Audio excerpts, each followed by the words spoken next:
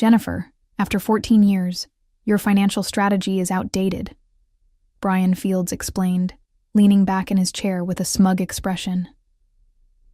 We need you gone by tomorrow. I sat across from him in the boardroom of Velthorn Global Headquarters, my hands folded neatly on the polished mahogany table. The Houston skyline glittered beyond the floor-to-ceiling windows, a view I'd cherished during countless meetings over my tenure as senior financial controller. I understand, I replied evenly, meeting his gaze. Thank you for the opportunity. My calm response clearly confused him. His eyebrows furrowed slightly, as if he'd expected tears or protests. Instead, I gathered my notes, straightened my blazer, and walked out with my head held high. My name is Jennifer McAllister. I'm 52 years old and have dedicated 14 years to managing the financial controls at Velthorn Global, an international logistics company with operations in 37 countries. I've survived 3 CEOs, 2 recessions, and countless reorganizations. I've built systems that saved the company millions and protected it from financial irregularities. And now, I'd just been unceremoniously fired by a man who'd been with our company for less than 3 months.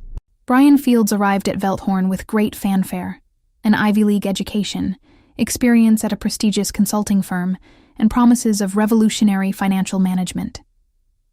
The board was impressed by his flashy presentations and modern approach. What they failed to see was what I noticed immediately: inconsistencies in his claims, vague references to past successes, and an alarming willingness to bend accounting protocols. As I emptied my desk into cardboard boxes, I thought about the meeting I'd had 2 weeks earlier with Elaine Woodward, the head of the audit committee. She'd called me to her office after hours, closed the door, and spoken in hushed tones. Jennifer, we've noticed some unusual patterns in expense reports and contract approvals coming from the new CFO's office, she'd said, sliding a folder across her desk. Nothing concrete yet, but enough to raise concerns. We'd like you to look into it, discreetly. I'd already noticed the discrepancies myself. Large consulting fees to companies I couldn't verify. Travel expenses that didn't match known business trips. Contract terms altered after approval. I'd begun documenting everything, organizing evidence meticulously as was my nature. What Brian didn't realize when he fired me was that I wasn't just some outdated financial controller. I was the person who designed Velthorn's financial control systems. I knew every digital passage, every approval workflow, and every audit trail. More importantly, I knew exactly what I needed to find to expose whatever he was hiding. As I carried my boxes to my car, I wasn't angry. I was determined. Brian Fields had just made the biggest mistake of his career. I've never been one for grand displays of emotion. My father, a mathematics professor, had taught me that logic and evidence always triumph over drama and outbursts. This philosophy had served me well throughout my life, particularly in my finance career where precision and facts were currency. My modest 2-bedroom condo welcomed me as I arrived home earlier than usual. 14 years at Velthorn had allowed me to create a comfortable life, if not extravagant. My retirement fund was solid, my mortgage nearly paid off. I could have simply walked away, found another position, and left Brian Fields to whatever schemes he was orchestrating. But that wasn't who I was. I poured myself a glass of Cabernet and settled at my dining table, spreading out the documents I'd been quietly collecting over the past few weeks. Before I'd left the office, I had emailed myself key reports that I knew would be relevant. Nothing confidential. I was too ethical for that. Just the publicly available information that, when placed in the right context, told a damning story. My phone buzzed with a text from Elaine. Heard the news. Call me. I dialed her immediately. Jennifer, I'm shocked, she said when she picked up. This came out of nowhere. Not entirely, I replied. Brian's been pushing me out since he arrived. I just didn't expect it to happen quite so abruptly. The timing is suspicious, considering what we discussed, Elaine said carefully. Have you found anything concrete? Not yet, but I'm close. I've identified patterns in the consulting contracts with Meridian Bay Holdings. The company exists on paper, but I can't find any evidence of actual services provided. That's concerning, but not enough for the board to act on, Elaine sighed. Give me 2 weeks, I said. I may no longer have direct access to the systems, but I've built relationships with people who do, and I know exactly what to look for. After we hung up, I spent the evening organizing my approach. I created a detailed timeline of Brian's actions since his arrival, noting coinciding financial activities. I listed key staff members who might provide insights without compromising their positions. I identified external sources that could verify my suspicions. The next morning, instead of heading to the office as I had for 14 years, I set up shop at my dining table. My laptop, notepads, and financial documents spread across the surface. I had contacts throughout the financial industry in Houston, people who respected me and my work. It was time to call in some favors. By noon, I'd spoken with 3 former colleagues who now worked at banks that handled Velthorn's accounts. They couldn't share specifics, but their careful hints confirmed my suspicions. Something wasn't right with the new financial arrangements Brian had established. A week into my investigation, I received an unexpected visitor. Thomas Wright, Velthorn's IT director, rang my doorbell at 8 p.m. Sorry to drop by unannounced, he said, nervously adjusting his glasses. But I couldn't risk communicating through company channels. I invited him in, offering coffee, which he gratefully accepted. Things have been strange since you left, Thomas confided, his voice low despite us being alone in my condo. Brian's brought in a new IT security team. They've modified access protocols to the financial systems. Even I don't have full visibility anymore. That's unusual, I said, keeping my tone neutral even as alarm bells rang in my mind. There's more, Thomas continued. Yesterday, I was asked to retrieve all emails between you and the audit committee dating back 6 months. I had to comply officially, but... He reached into his messenger bag and handed me a flash drive. I wanted you to know. This was the setback I'd been anticipating. Brian was covering his tracks, likely having realized the audit committee had concerns. His firing me suddenly made perfect sense. He'd discovered I was looking into his activities. Thank you for taking this risk, I told Thomas sincerely. After he left, I plugged in the drive and reviewed its contents. Thomas had included not just the emails Brian was searching for, but also internal system logs showing unusual access patterns. Large financial data transfers were occurring during odd hours, with approval shortcuts I'd never authorized when designing the system. The next morning, I received another blow. My longtime assistant, Vanessa, called in tears. Jennifer, they're saying terrible things about you, she sobbed. Brian told the department you were under investigation for financial improprieties before you left, that you were fired for cause. I felt the first genuine anger since my dismissal. Attacking my reputation crossed a line. What exactly did he say, Vanessa? That you'd been manipulating vendor contracts for years, that you'd created a system with backdoors only you understood, that the company might have to restate earnings because of your methods. It was a clever move on Brian's part, discredit me before I could expose him. But he'd made a critical error. By attacking me publicly, he'd given me justification to defend myself publicly. Vanessa, I need you to do something for me, I said. I need the current version of the Henderson contract, the one Brian renegotiated last month. That's above my clearance now, she whispered. Check the archive system, I suggested. The original should have been logged before changes were made. That afternoon, Vanessa sent me what I needed. Evidence that contract terms had been substantially altered after board approval, shifting millions in fees to consulting entities with vague deliverables. Entities I now strongly suspected were connected to Brian himself. I immediately forwarded the evidence to Elaine. Her response was swift. Come to my home office tonight. Bring everything you have.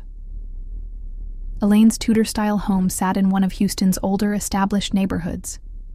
Her home office reflected her personality, meticulous, traditional, yet thoroughly modern where it mattered.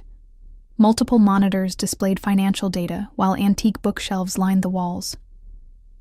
"The board is splitting on this issue," she explained as we reviewed my evidence.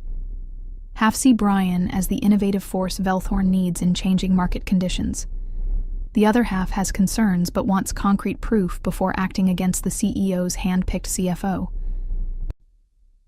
This isn't just about innovative versus traditional approaches," I argued, pointing to the contract discrepancies. "These changes weren't approved by the board, but resulted in an additional $2.7 million in consulting fees. The beneficiary companies, Meridian Bay Holdings and Falcrest Advisors, have virtually no online presence or verifiable business activities." Elaine nodded slowly. "It's suspicious, but we need to establish a direct connection to Brian." "I think I know how," I replied, pulling up the corporate registration documents I'd obtained through my industry contacts. Both companies were registered 6 months ago by the same law firm, a firm that also represents Axington Partners. "Brian's former employer," Elaine noted, her eyes narrowing. "Exactly. And if we look at the authorized signatories..." I pulled up another document, highlighting a name. Patricia Fields. "Any relation?" "His wife," I confirmed. "She uses her maiden name professionally, but I found their marriage announcement from 8 years ago." Elaine leaned back in her chair, absorbing the implications. "This is getting serious, Jennifer. We're talking about potential fraud, conflicts of interest, misappropriation of funds." "Which is why he needed me gone," I explained. "As financial controller, I would eventually question these transactions during routine audits. He knew that." But he didn't anticipate that we'd already asked you to look into his activities," Elaine said with the first smile I'd seen from her in weeks. We spent the next 3 hours building a comprehensive case. The pattern was clear. Brian had been systematically directing Velthorn funds to companies connected to himself, disguised as legitimate consulting services. Conservative estimates put the total at nearly $4.5 million in just 3 months. As I drove home that night, I felt cautiously optimistic. The evidence was compelling, but corporate politics were complex. Brian had allies on the board, particularly those who had advocated for his hiring. They wouldn't abandon him easily. My phone rang at 6 a.m. the next morning. It was Vanessa again, speaking in a hushed, urgent tone. "Jennifer, something strange is happening. A team from an outside accounting firm arrived this morning. They're reviewing all financial records from the past 5 years, your entire tenure as controller." My stomach tightened. Brian was escalating his defense by going on the offensive, attempting to find or fabricate evidence of irregularities during my leadership.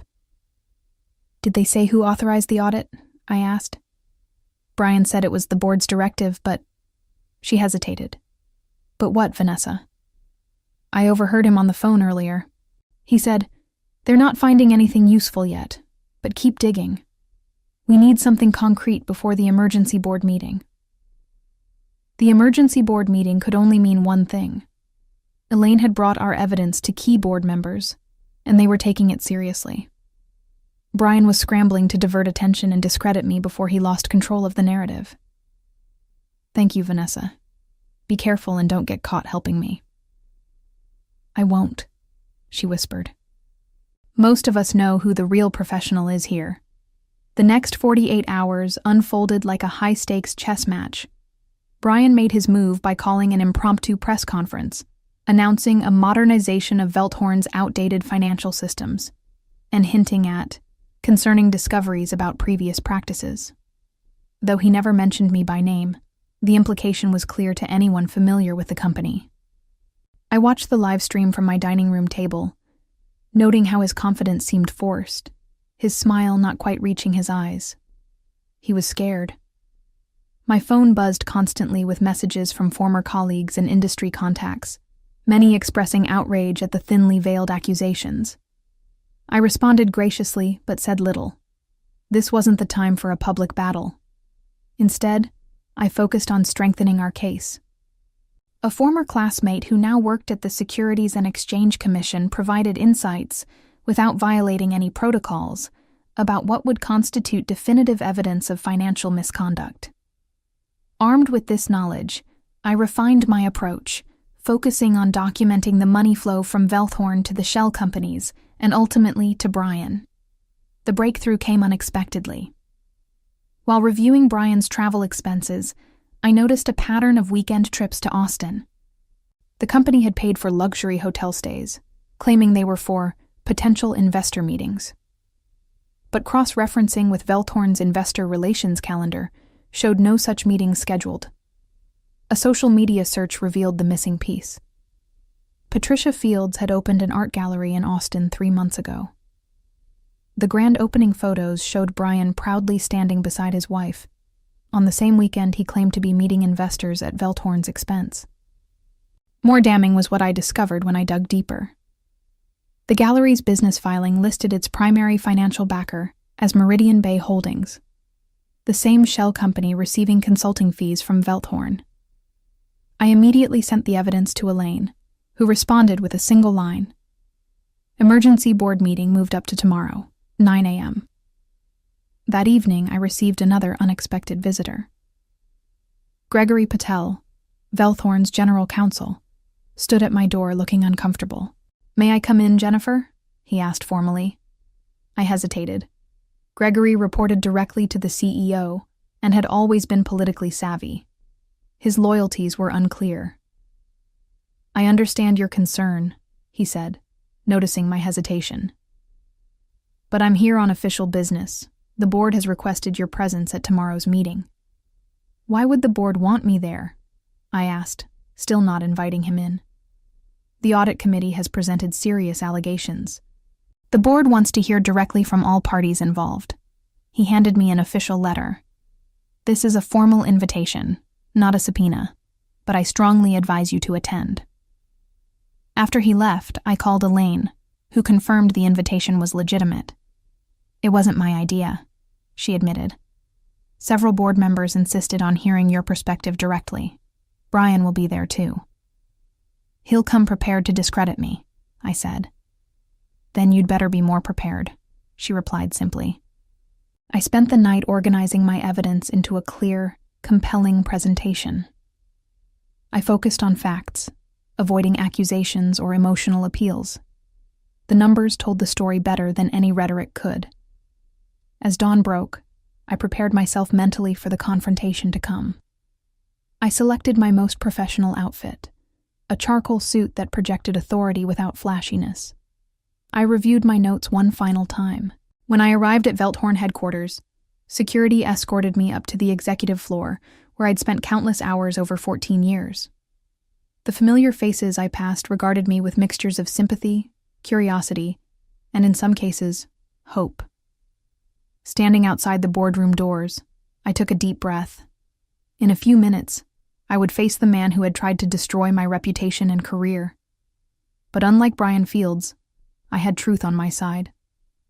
The boardroom fell silent as I entered. 14 pairs of eyes turned toward me, the 12 board members, Elaine at the head of the table, and Brian, who looked as though he'd aged years in the week since he'd fired me.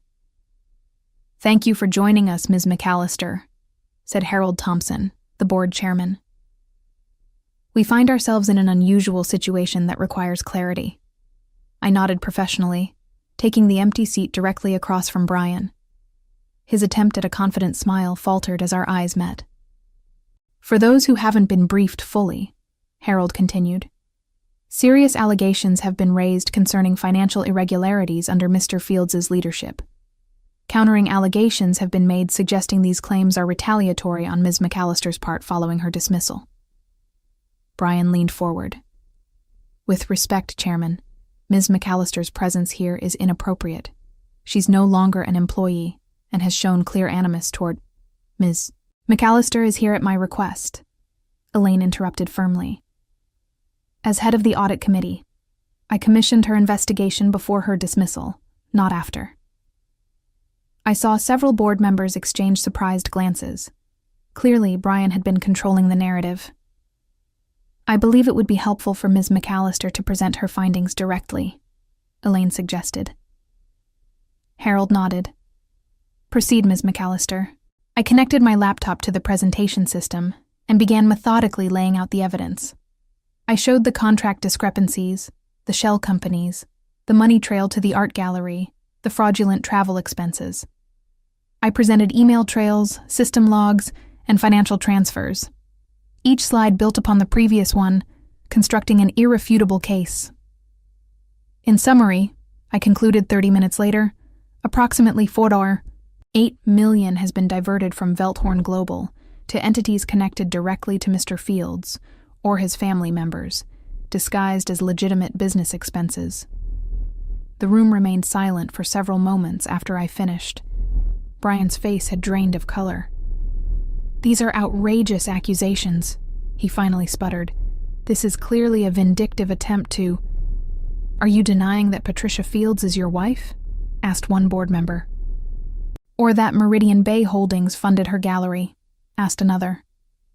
"Or that you charged Velthorn for investor meetings that never occurred?" added a third. Brian's eyes darted around the room, seeking allies and finding none. "These connections are being presented without context. There are legitimate business reasons for—" "I've seen enough," Harold interrupted. "Mr. Fields, please wait outside while the board deliberates." "You can't possibly be taking her word over mine," Brian protested. "She's clearly biased and—" "Outside, Mr. Fields," Harold repeated firmly. "You'll have an opportunity to respond formally through your counsel." After Brian left, Harold turned to me. "Ms. McAllister, thank you for your thorough presentation. The board would also like you to step out while we discuss next steps." I gathered my materials and walked toward the door. As I reached for the handle, Harold spoke again. "One more thing, Ms. McAllister. The methods you used to gather this evidence, would you characterize them as outdated?" A small smile crossed my face. "I prefer the term thorough, Chairman Thompson." Several board members chuckled, breaking the tension in the room. In the hallway, I saw Brian speaking urgently with Gregory Patel. When he noticed me, he broke off mid-sentence, his face contorting with anger. "You think you've won," he hissed, "but this isn't over. I have connections you can't imagine." I replied calmly.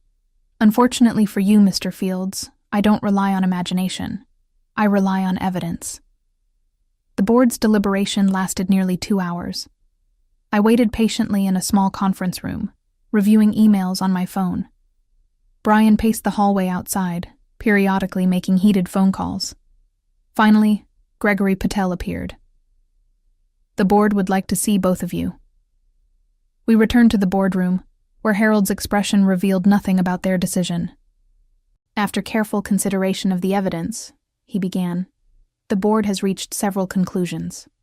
First, there is sufficient cause to terminate Mr. Fields' employment with Velthorn Global, effective immediately." Brian started to protest, but Harold held up his hand. "Second, we have notified appropriate authorities regarding the financial irregularities uncovered. Mr. Fields, I suggest you retain legal counsel promptly." Brian's face flushed deep red. "This is a mistake you'll all regret. I have explanations for everything presented today." "Save them for the investigation," Harold replied coldly. "Security will escort you to clear out your personal belongings." As Brian was led away, Harold turned to me. "Ms. McAllister, the board owes you an apology. Your dismissal was clearly orchestrated to conceal financial misconduct."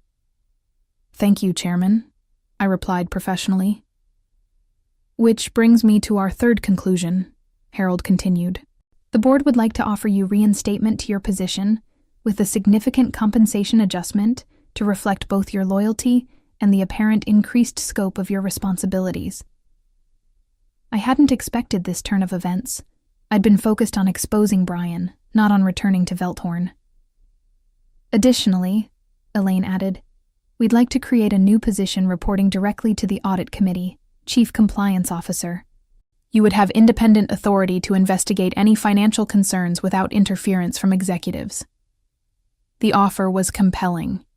Increased authority, direct board access, and, reading between the lines, protection from any future executive who might find my methods too rigorous. I appreciate the offer, I said carefully. I'd like some time to consider it. Harold nodded. Of course, but I hope you'll agree that Velthorn needs exactly the kind of financial leadership you've demonstrated. Thorough, ethical, and apparently impossible to intimidate. 3 weeks later, I walked back into Velthorn Global as the newly appointed Chief Compliance Officer. My first task was to conduct a comprehensive review of all financial activities during Brian's brief tenure. The damage was extensive but contained. Brian had moved quickly, but not yet implemented his larger schemes. Most of the diverted funds were recoverable through legal action against his shell companies. The press covered Brian's indictment with predictable sensationalism. CFO's modern methods included modern crimes, read one headline. Another proclaimed, Velthorn Compliance Officer uncovers multi-million-dollar fraud. I kept a low profile, focusing on strengthening the company's financial controls rather than publicity. My team expanded to include forensic accountants and compliance specialists who shared my commitment to transparency and accuracy. 6 months later, I received notification that Brian had accepted a plea deal, admitting to wire fraud and embezzlement. He would serve 4 years in federal prison and forfeit all assets connected to the stolen funds. Patricia's gallery was seized and liquidated as part of the settlement. The day the news broke, Elaine stopped by my office. Feeling vindicated? She asked. I never needed vindication, I replied honestly. I just needed the truth to come out. She smiled knowingly. Well, the board is certainly pleased. Your new compliance framework has already prevented 2 significant control issues that could have caused problems down the line. Just doing my job, I said. Your outdated job? She teased. I finally allowed myself a genuine laugh. You know, I've come to appreciate that label. Outdated, methods like cross-verification, documentation, and actually understanding where money goes are apparently radical concepts in some circles. Here's to being outdated, Elaine said, raising an imaginary toast. I prefer classic, I replied with a smile, like fine wine and proper accounting. Looking back on the ordeal now, I realized that Brian's greatest mistake wasn't his fraudulent schemes, or even targeting me specifically. It was failing to understand that in finance, integrity never goes out of style. The methods he dismissed as outdated were precisely what brought him down. As I build Velthorn's new compliance department, I often think about how sometimes the most powerful revenge isn't about getting even. It's about proving your value.